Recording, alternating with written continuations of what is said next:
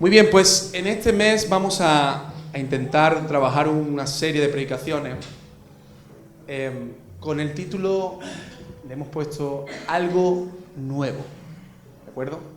No es el título de la predicación de hoy, pero es algo que vamos a intentar impulsar a lo largo de este mes, algo nuevo.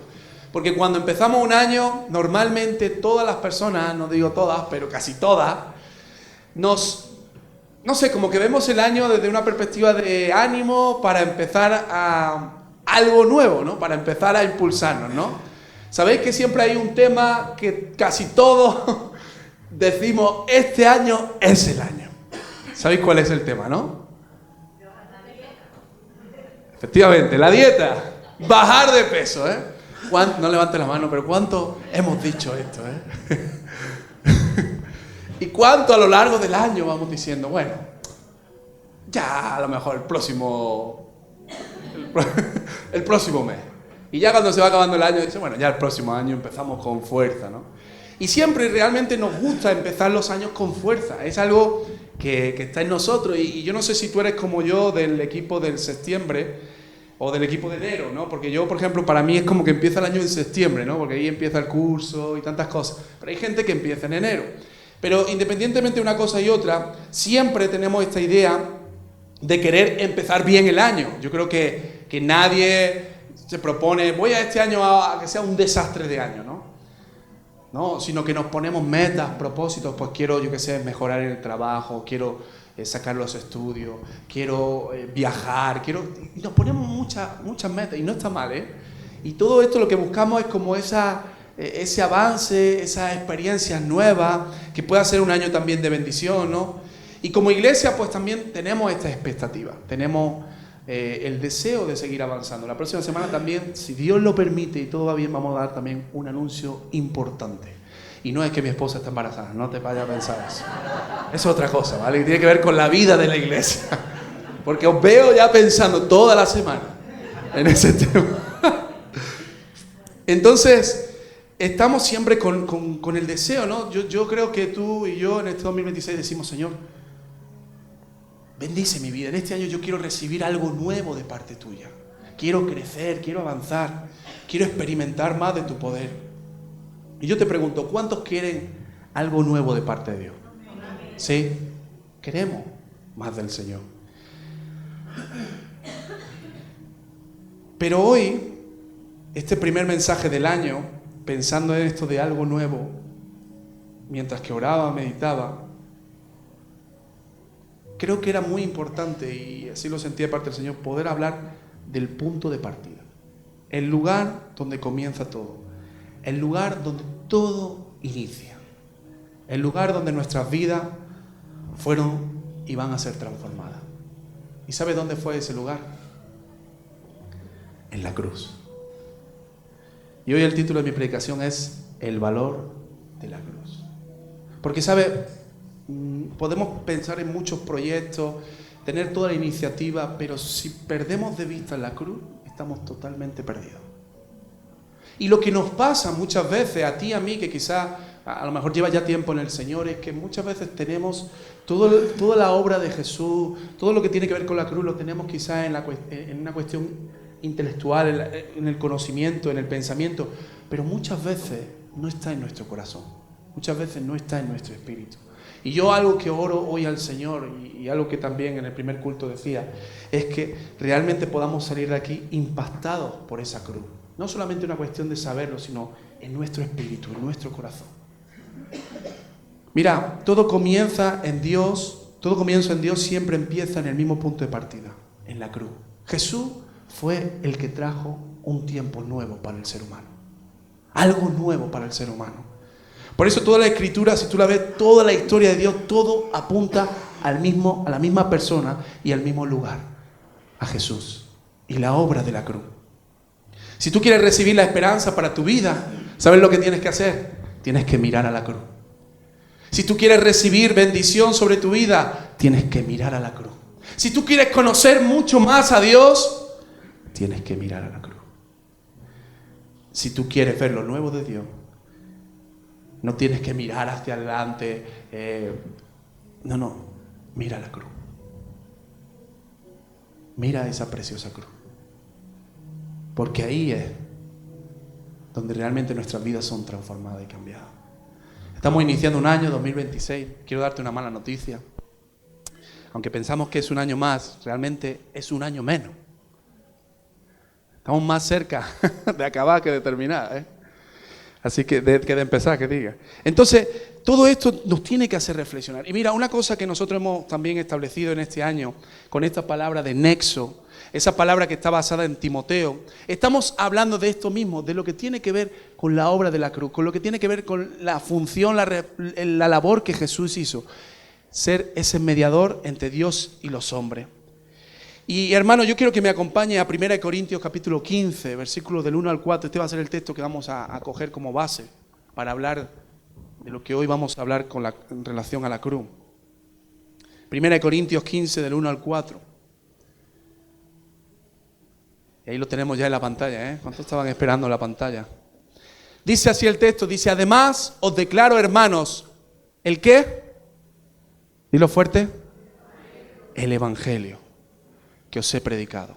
O sea, Pablo está volviendo a repetir algo que ya le había dicho. Porque, hermano, el evangelio, que luego vamos a verlo un poquito más, no es algo que se queda en el pasado, es algo que cada día nosotros tenemos que recordar, cada día nosotros tenemos que tenerlo presente. Dice: el cual también recibisteis, en el cual también perseveráis, por el cual asimismo, si retenéis la palabra que os he predicado, sois salvos. Y fíjate qué frase, dice: si no creísteis en vano. Qué triste sería que tú y yo hayamos ido a la iglesia, hayamos servido, hayamos en momentos leído incluso la Biblia, pero que hayamos creído en vano. Porque primeramente os he enseñado lo que asimismo recibí, que Cristo, dice, murió por nuestros pecados, conforme a las Escrituras, y que fue sepultado y que resucitó al tercer día, conforme a las Escrituras. Déjame leértelo en otra versión más actual. Dice: ahora, amados hermanos, permítanme recordarles la buena noticia que ya les prediqué. En ese entonces la recibieron con gusto y todavía permanecen firmes en ella. Esa es la buena noticia que los salva si ustedes siguen creyendo el mensaje que les prediqué, a menos que hayan creído algo que desde un principio nunca fue cierto. Yo les transmití a ustedes lo más importante y lo que se me había transmitido a mí también. Cristo murió por nuestros pecados, tal como dice las Escrituras. Mira, el contexto de esto es que el apóstol Pablo le escribe a la iglesia de Corinto. La iglesia de Corinto, él ya había estado ahí, luego les manda la carta y les habla sobre este tema que a ellos les inquieta, la resurrección. Ellos quieren saber más acerca de la resurrección. Ellos tienen algunas dudas acerca de la resurrección. Y Pablo por eso está abordando este tema y le está hablando de algo tan importante como es la resurrección. Hermano, la resurrección es la esperanza del creyente. Como te he dicho antes, no es que cumplimos un año más, sino que nos queda un año menos. Si algo sabemos, la humanidad, si algo sabes tú y algo sé yo, quizá puedas tener algo de esperanza, pero lo lógico es pensar que todos vamos a morir. Por eso nos estamos anticipando un poquito más, estamos llegando a nuestro fin. Y esto es un tema que muchas veces hay gente que no le gusta hablarlo, pero es una realidad, hermano. Un día nuestra vida se va a acabar. También es cierto que nosotros no sabemos cuándo se va a acabar nuestra vida. A lo mejor tú piensas que tu vida se va a acabar dentro de 80 años y se acaba en 2 años.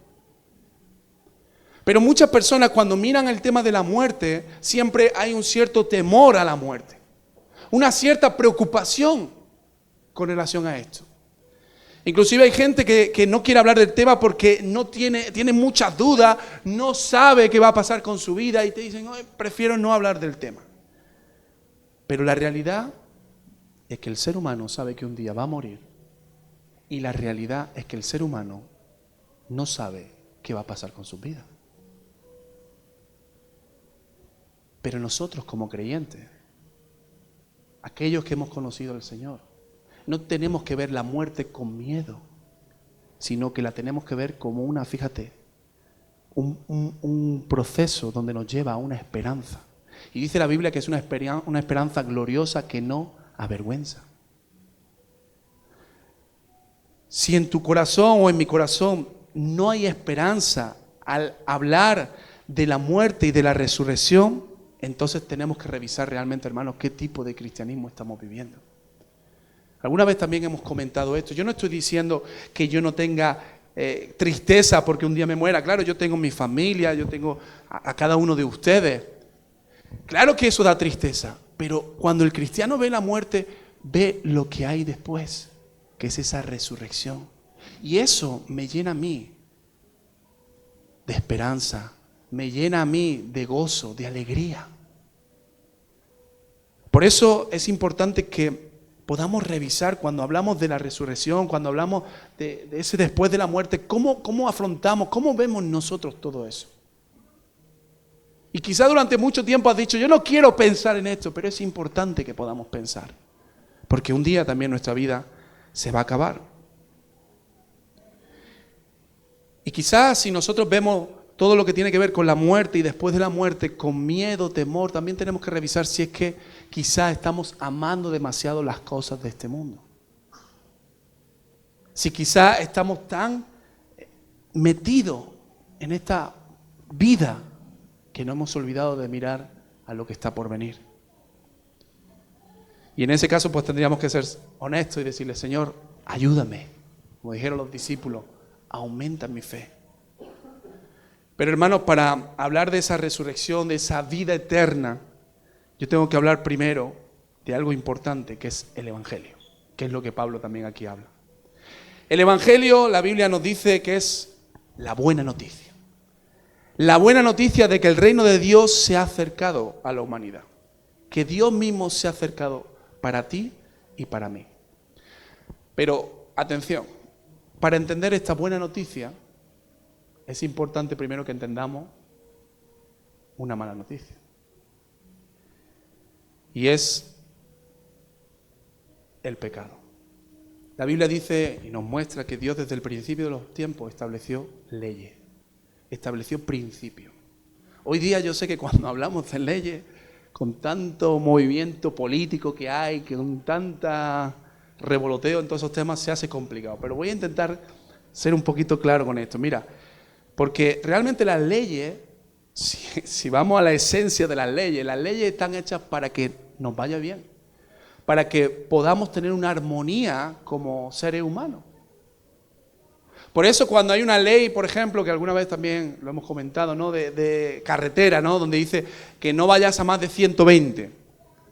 ¿Por qué crees que se establece un límite de velocidad? ¿Por gusto? Porque la persona dijo, estoy aburrido, como lo de las balizas esas, ¿no? No, porque imagínate que todo el mundo fuera, yo qué sé, a la velocidad que quisiera, 200, 300. A lo mejor, pues supongo que los golpes serían mayores, las muertes serían mayores. O sea, habría tantas cosas, a lo mejor, pienso, se establece un límite, una ley. Y muchas veces hay leyes que nos pueden gustar más, nos pueden gustar menos, nos pueden parecer mejores, nos pueden parecer peores, pero cuando se establece una ley, la ley es para cumplirla. Mira, te voy a dar un caso que es un caso muy sencillo, práctico, porque quiero que entiendas esto. Es, por ejemplo, cuando un padre le dice a un hijo, hijo, no quiero que llegue a casa más tarde de las 11 de la noche. ¿Cuántos han sufrido esto como yo? Hijo, no quiero que vengan más tarde de las 11. Y pareciera algo que muchas veces los jóvenes como que no lo entienden, ¿verdad? Van a su grupo de amigos y le preguntan, oye, ¿a ti hasta qué hora te han dejado? Y dice el amigo, pues a mí me han dejado hasta la 1. Y el otro dice, a mí me han dejado hasta las 12. Y a ti, no, a mí hasta las 11. Bueno, es que tu padre siempre es complicado, ¿eh? Es que tu padre siempre es muy de poner leyes, muy restrictivo, no sé qué. Y una vez yo me recuerdo un caso, nosotros teníamos un grupo de amigos en Priego y digamos que los padres siempre estaban como en esa, o sea, se hablaban entre ellos, había muy buena relación, teníamos un buen grupito y más o menos siempre como que nos volvíamos a casa a la misma hora, en fin. Pero luego empezó a sumarse algunos jóvenes que sí que empezaban a salir más tarde, ¿no? Y yo recuerdo el caso de una chica que tenía un límite de horario. siempre tenía que llegar a la misma hora. No sé si era a las 11, no sé si era a las 12, y siempre así. Entonces, en un momento determinado, había una fiesta en una discoteca y el padre le dijo, tú tienes que venir a tal hora. Como cada semana, como cada fin de semana le decía, siempre la misma hora. Pero ese fin de semana, la chica hizo caso a su amiga y no llegó a la hora. ¿Y sabes qué pasó? Que el lunes, cuando yo llegué al instituto, porque yo no iba a esos sitios, obviamente, me enteré que la chica había tenido un problemón en la madrugada. La habían encontrado en el cuarto de baño, sola, tirada en el suelo. Y después nosotros, hablando del grupo, la chica reconocía que ella no tenía que haberse ido a una hora y que no se fue a esa hora. Y muchas veces cuando nosotros vemos leyes, cuando nosotros vemos esos principios, como que decimos, no, esto es para como fastidiarnos, como para frenar mi desarrollo, como... No, pero cuando hablamos de leyes, en el caso también del Señor, siempre hablamos de un Padre que es amoroso, un Padre que limita por protección, que quiere tener cuidado de nosotros. Y Dios mismo, hermanos, como te digo, estableció a la humanidad leyes con respecto a su vida. Y aquí lo encontramos en Romanos 6:23. Y la Biblia dice que la paga del pecado es la muerte.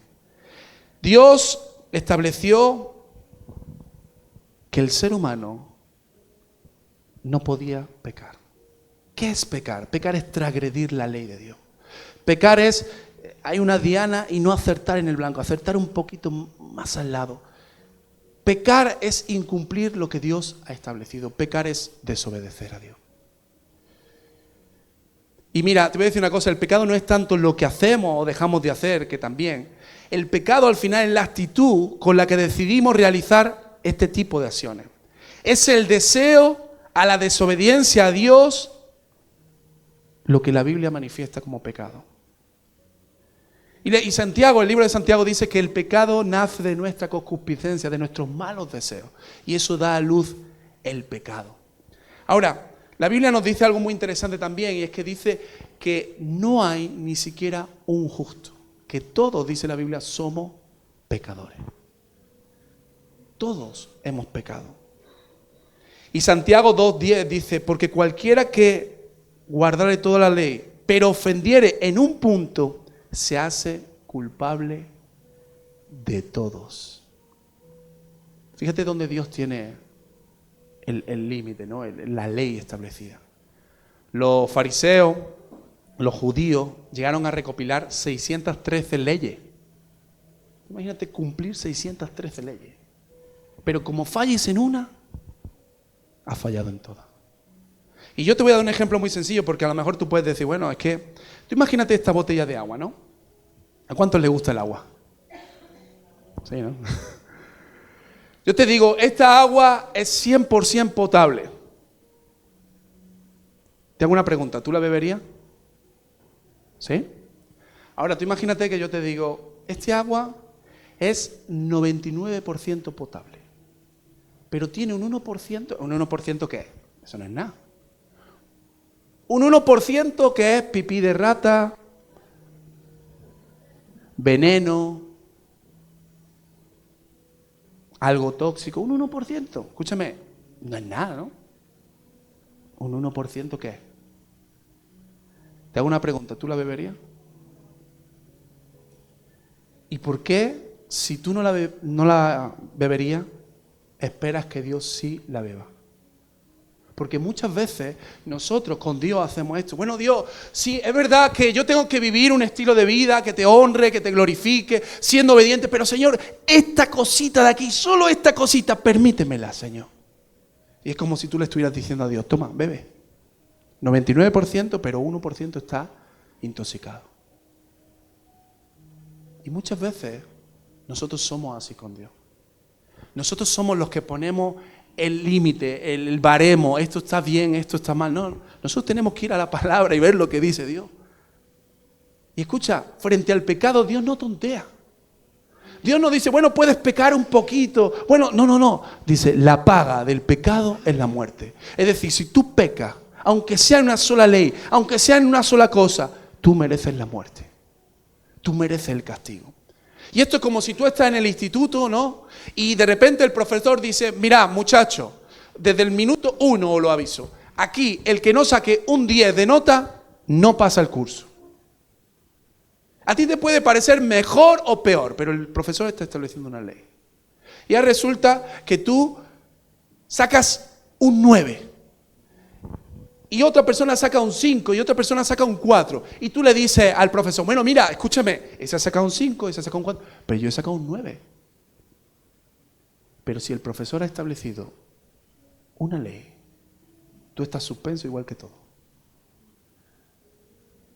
Ahora yo estuve en las evaluaciones de los profesores, en la reunión. A mí me dio tristeza. Había una chica de bachillerato que dijo la profesora, le preguntaba al otro profesor, bueno, ¿has suspendido tu asignatura y tal? Y dice, sí, ha suspendido. Y le dice, ¿pero cuánto has sacado? Y dice, pues un 4,80 y tanto. Y el otro, hombre, pero... Y dice, no ha llegado al 5. ¿Cuántos de los que están aquí hemos sufrido eso, verdad? Qué duro es ese momento, ¿no? Que le empieza al profesor a reclamar, pero por favor, ten compasión. ¿Y qué te dice el profesor? Lo siento, el 5.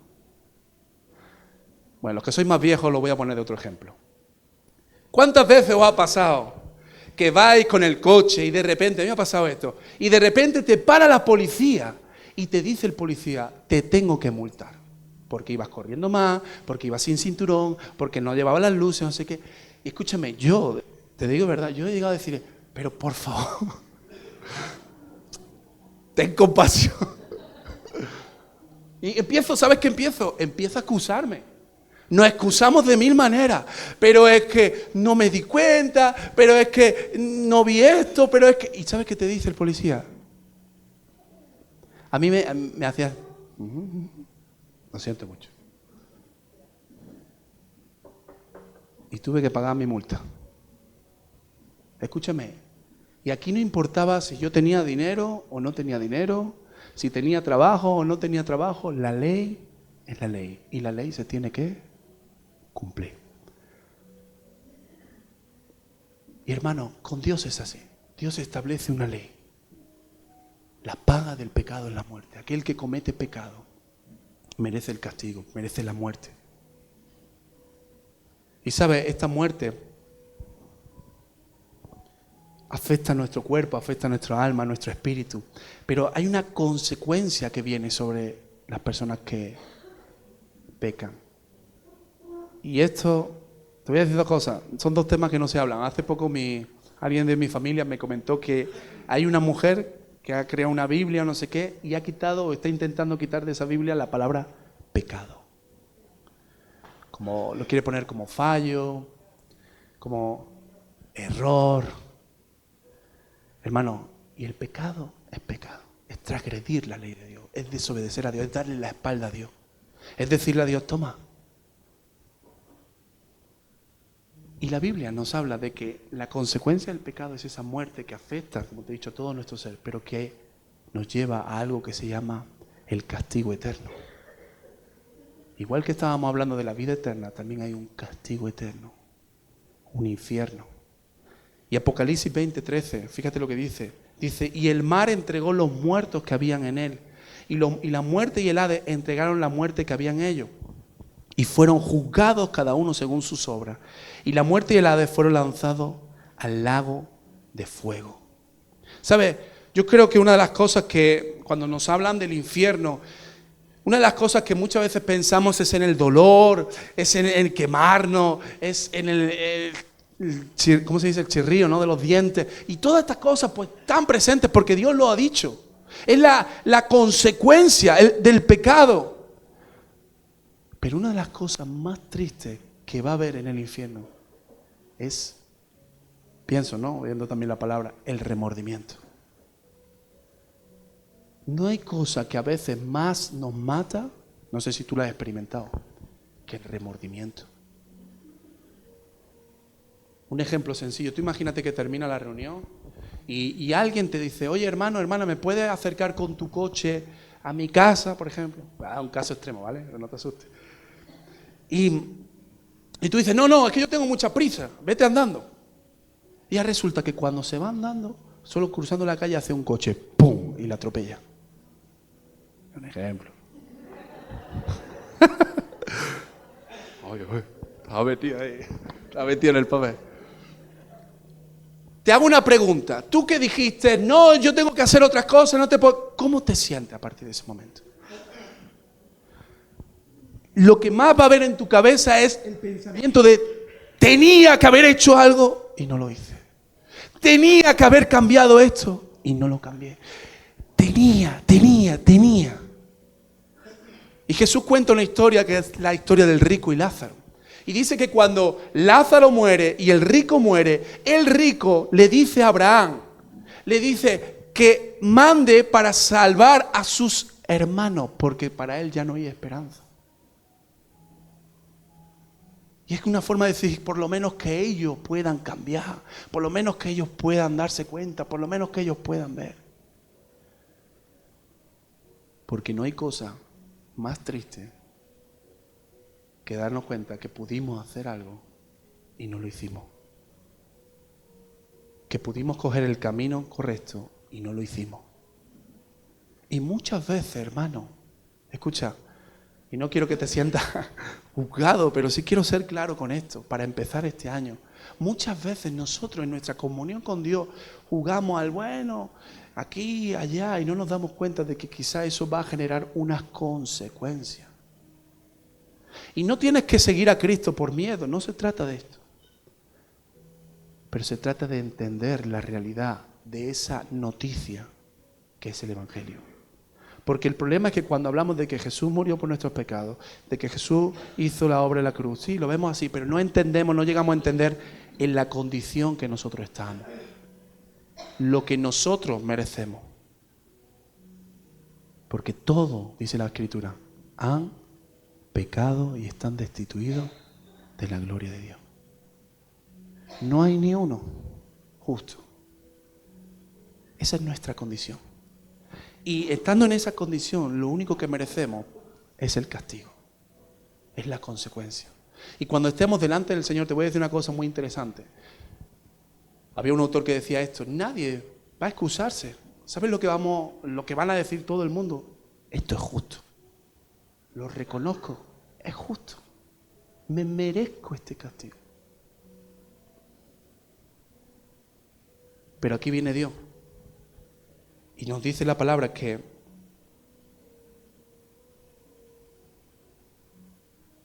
Él envió a su Hijo. Ahora, yo quiero hablarte de un punto aquí interesante, antes de nada, y es sobre la justicia. Porque muchas veces hay personas que preguntan esto: bueno, si Dios es bueno, ¿por qué tiene que enviar gente al infierno? ¿Por qué tienen que pagar? Tú imagínate, otro caso, ¿vale? Imagínate que tú tienes un amigo, un familiar, alguien, que un día alguien vino y yo qué sé, y lo mató. O abusó de él, o hizo cosas terribles. Y tú entonces te presentas en el juicio, y cuando llegas al juicio ves al juez y ves a la persona, y entonces el juez le dice: bueno, tú has hecho esto, tú has matado a 2 personas, y él dice: sí, yo maté a 2 personas.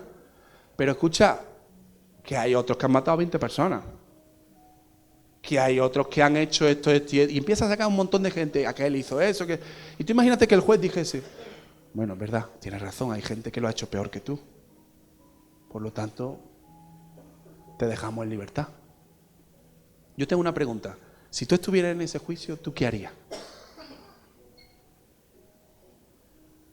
Yo creo que me levantaría y buscaría al juez ese, porque diría: no es justo. Hermano, un atributo de Dios es la justicia. Y Dios no va a saltarse su justicia. Dios ha establecido una ley y Dios va a cumplir con su ley. Porque si es un Dios bueno, un juez bueno, tiene que ser justo. Pero hay un texto muy hermoso que me gusta, un salmo, si me lo puedes poner, Salmo 85:10. Fíjate que este texto obviamente se enfoca también es un texto que nos enfoca hacia Jesús. Dice: la misericordia y la verdad se encontraron. La justicia y la paz se besaron. En la cruz, Señor, hermano, podemos ver la justicia de Dios, pero también podemos ver la misericordia, la paz del Señor. Fíjate que el texto también que leíamos de Romanos, ¿no? Más, dice, la paga del pecado es la muerte, más la dádiva de Dios, es decir, el regalo de Dios, es vida eterna en Cristo Jesús, Señor nuestro. Cuando el ser humano pecó, hermano, lo primero que ocurrió, dice la Biblia, que el ser humano se dio cuenta que estaba desnudo. Y entonces dice que cogieron hojas de higuera, ¿no? Y se las pusieron. Pero entonces dice que Dios tomó pieles y le puso túnica. Le hizo vestido. Y yo te hago una pregunta, ¿de dónde sacó Dios esas pieles? De un animal. ¿Qué animal? ¿Un animal cualquiera? No, un animal inocente. Un animal que no tenía culpa. Dios tuvo que matar a ese animal para cubrir ese pecado, esa consecuencia que el ser humano había hecho. Porque lo primero que dice que cuando tomó del árbol se dio cuenta del bien y del mal, se dio cuenta que estaba desnudo. Y Dios utilizó ese animal, mató a ese animal para cubrir. Ahora, si te fijas, todo el Antiguo Testamento podemos ver el tema de los sacrificios de los animales. Pero el sacrificio de los animales no quitaba el pecado, pero sí podía cubrir el pecado, posponer el pecado, la cuestión del pecado. Pero eso era una deuda pendiente que el ser humano tenía. Y un ser humano, con las mismas condiciones que Adán, debía de morir, debía de pagar, porque decía la ley, la paga del pecado es la muerte. Ahora, fíjate qué interesante que nosotros siempre hemos como idealizado un poquito toda la cuestión de los templos, del tabernáculo, de los sacrificios. Pero hermano, cuando una persona quería pedir perdón por su pecado, ¿sabes lo que tenía que hacer? Tenía que tomar un animal, llevar el animal delante del sacerdote y tenía que, la misma persona, matar al animal. Y tenía que decir esta frase: este animal está muriendo por mi culpa, por mi pecado. Imagínate, ¿no? Ahí en tu casa con tu corderito blanco, bonito, tus hijos enamorados de ese corderito. Y un día le dices: hijo, tengo que llevar el animal y tengo que ir a sacrificarlo. No, papá. Y tú llevas el animal. Y tú llegas allí delante del sacerdote y el sacerdote te dice: venga, a matarlo. Y tú dices: ay no, a mí me da cosa. Ay no, que no sé qué. No, tú tienes que matarlo para que tú seas consciente de tu pecado.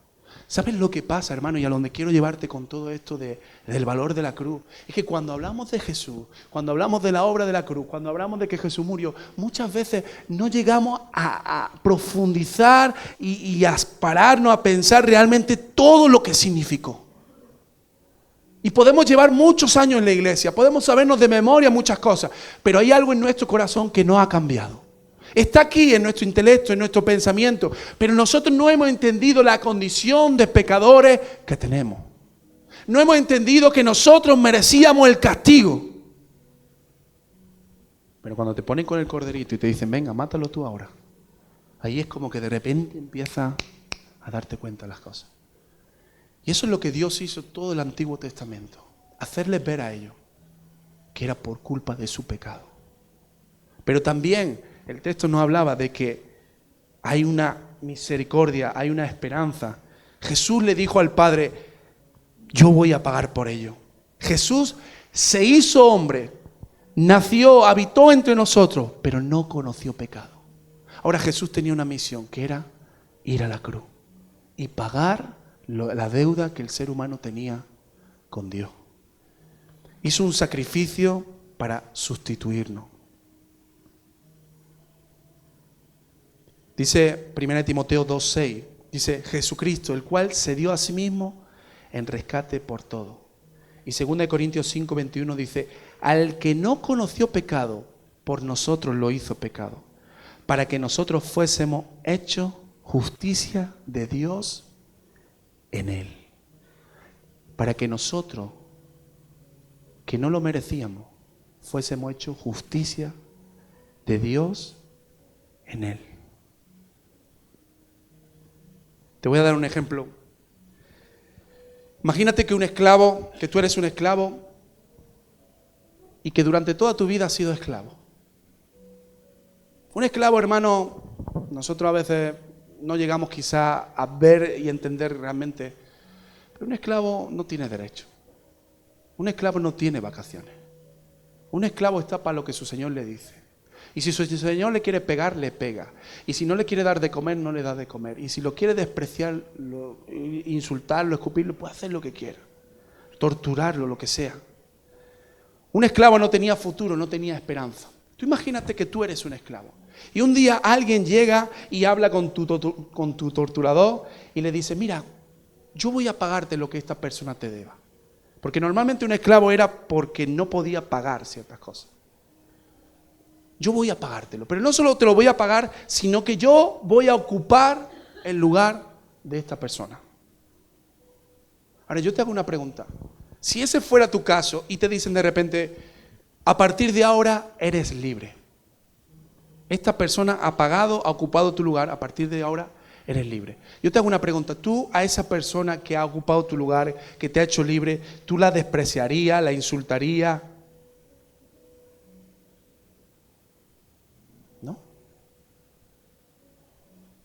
Tú dirías, ¿cómo no amar a alguien que ha dado su vida por mí? ¿Cómo no amarle? Y sabes, muchas veces, como te digo, cuando hablamos de Jesús, hay algo que quizás nuestro amor no está totalmente en Él. Hay algo que nos hace amar otras cosas antes que al Señor. Pero cuando una persona ha entendido la condición que tenía, cuando una persona ha entendido lo que Jesús hizo, lo único que puede decir es ¿cómo no amarte? ¿Cómo no entregarte mi vida? Y hay gente que te puede decir, oye, es que, escucha, es que eres súper religioso, es que estás todo el día en la iglesia, es que tú, que si Dios, que si no sé qué, pero ¿cómo no le voy a amar? Si yo he llegado a entender, no solamente en mi pensamiento, en mi intelecto, sino en mi espíritu, lo que Él hizo por mí y la condición que yo tenía, ¿cómo yo no le voy a amar? Y siempre pongo este ejemplo, pero yo he nacido en un contexto cristiano, mis padres son pastores, pero te digo la verdad, durante mucho tiempo hablé de la cruz, de Dios, de versículos, pero hasta que no hubo un momento en que eso realmente me hizo entender primero mi condición, lo pecador que yo era, y lo segundo, que Jesús fue el que me salvó. Mi vida cristiana era así, hoy sí, mañana no, fluctuante, pero cuando yo entendí, yo le decía, Señor, ¿cómo no seguirte? ¿Cómo no amarte? ¿Cómo no dar todo mi tiempo, mi esfuerzo, todo lo que soy por ti? Porque todo lo que yo pueda darte, escucha, no es suficiente para poder corresponder lo que tú has hecho por mí. Hermanos, la cruz fue el lugar donde la justicia y la misericordia se besaron. La cruz es el lugar donde Dios mismo vino a traer libertad a la humanidad. La cruz es el lugar donde Dios nos dio una segunda oportunidad para poder volver a tener relación con Él. La cruz, hermano, es donde la justicia de Dios estuvo presente y fue cargada sobre los hombros de Jesús. Yo te hago una pregunta, ¿qué pide Dios de nosotros en este punto? ¿Sabes lo que pide de nosotros el Señor?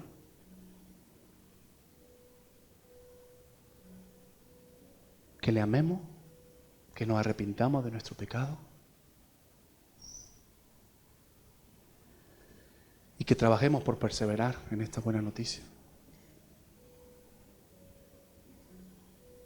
O sea, es como si Dios estuviera poniendo 10 millones por ti y tú estás poniendo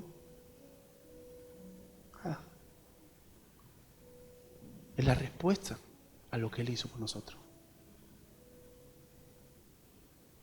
La Biblia nos habla en este texto que hemos leído.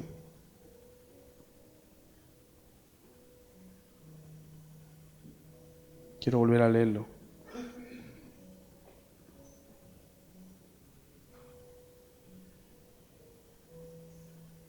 Pablo dice, el cual recibiste, en el cual también perseveráis. Dios nos pide que perseveremos. Y el perseverar, hermano, es una palabra muy interesante porque significa quedarse quieto en un lugar. Quedarse quieto en un lugar. Permanecer en el estado, en la condición que se está. No volver atrás, sino permanecer. Pablo le dice a Timoteo, permanece fiel en estas cosas que son verdad. Persiste tú en lo que has aprendido y te persuadiste.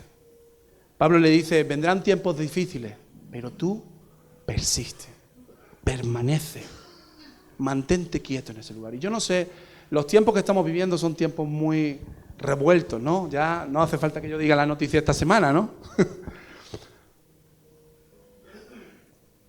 Pero quizás hace 20 años, 100 años también habían tiempos revueltos. Y hace más años también habrían tiempos revueltos. Y lo que Pablo nos dice es, persevera, mantente en el lugar. Mantente quieto. ¿Dónde me tengo que mantener yo? A los pies de la cruz. A los pies de la cruz.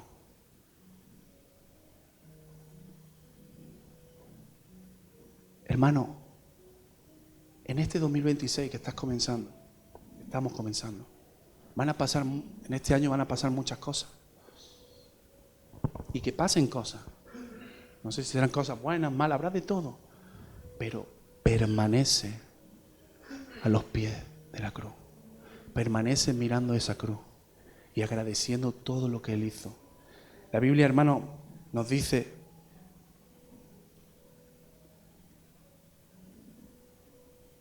que nosotros, escucha, le amamos a Él porque Él nos amó primero. Por eso le amamos, porque Él fijó su mirada y cuando estaba en la cruz estaba pensando en ti, estaba pensando en mí. Qué triste es cuando nosotros en este nuevo año muchas veces nos hacemos propósitos y decimos, bueno, yo quiero que Dios me bendiga, yo quiero que Dios haga esto, y está bien, pero me doy cuenta de que a veces seguimos a Dios por lo que nos da y no por quién es Él. Y no podemos perder de vista esto. Se trata de Él. Se trata de Él. De que Él me amó primero. ¿Cómo no voy a yo amarle? ¿Cómo no voy a decirle, Señor, yo te seguiré? ¿Cómo no voy a decir, Señor, aquí estoy, haz conmigo lo que quieras?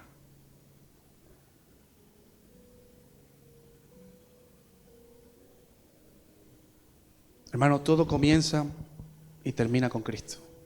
No hay atajo, no hay otros caminos. Y por eso yo quiero en este año, en este nuevo año, en esta primera predicación, empezar con buen pie. Poniendo esto como base. Que nuestras vidas estén firmes en la roca que es Cristo. Que nosotros cada día, cada semana, cada mes podamos seguir viendo la cruz. Maravillados, pero también recordándonos que nosotros estábamos condenados y que Él nos dio vida. Porque no queremos como iglesia hacer proyectos, planes, propósitos si no tenemos presente la cruz, si no tenemos presente lo que Él hizo por nosotros. El Evangelio es esto, es la buena noticia. Y yo sé que quizás los que estamos hoy aquí conocíamos esto, sabíamos esto, lo podrá explicar mejor o peor que yo. Pero lo que yo le digo, Señor, que esto no esté aquí solamente, que esté aquí, en nuestro espíritu, que arda en nuestro corazón, que digamos, Señor, tú eres lo primero.